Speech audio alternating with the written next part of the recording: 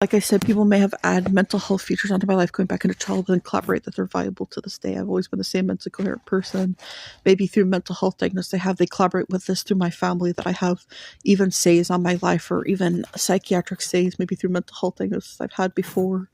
Out of false pretense, they may take ideas or creativities in my life of schooling and things like that, and claim that these go into other types of says, or things that I had in schooling. It could have been testing. It could have been certain types of test creativities back in school. They utilize evidences. I did have a mental health diagnosis outpatiently in society as a child. My whole entire life, I've been a person in society.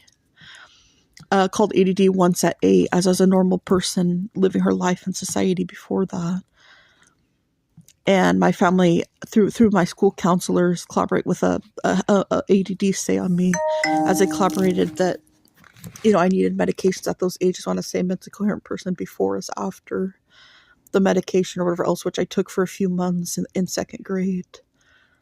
And I took one tablet every day. My family had me on it they claimed I couldn't pay attention in school. They were doing this for no reason. I was a mentally coherent person in reality, understood one thing from the other, and living her life for her place in it, understanding one thing from the other like I do now, normal coherency understanding.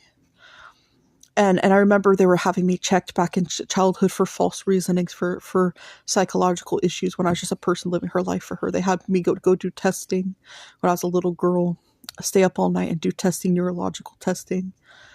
When they took me to the hospital to have my brain checked and CAT scanned and tested. And I believe this was a requirement, maybe like in school as well, back in childhood, for children to get their brain, I think at one point, back in elementary school, to test it. So this could have been why they were doing it. Kids had to do that, to get a CAT scan or whatever else. And that's what they did with me.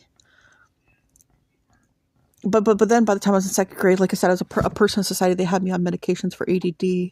As they collaborated, I couldn't pay attention in class as I was just living my life for me, my interests.